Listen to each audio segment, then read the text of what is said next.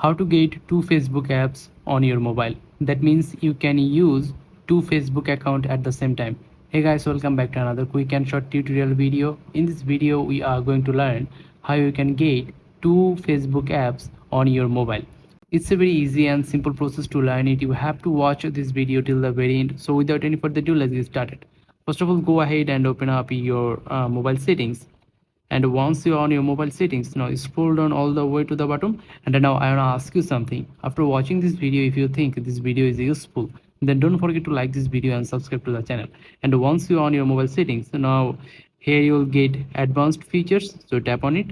And after that, scroll down all the way to the bottom, and here you'll get dual messenger, tap on it.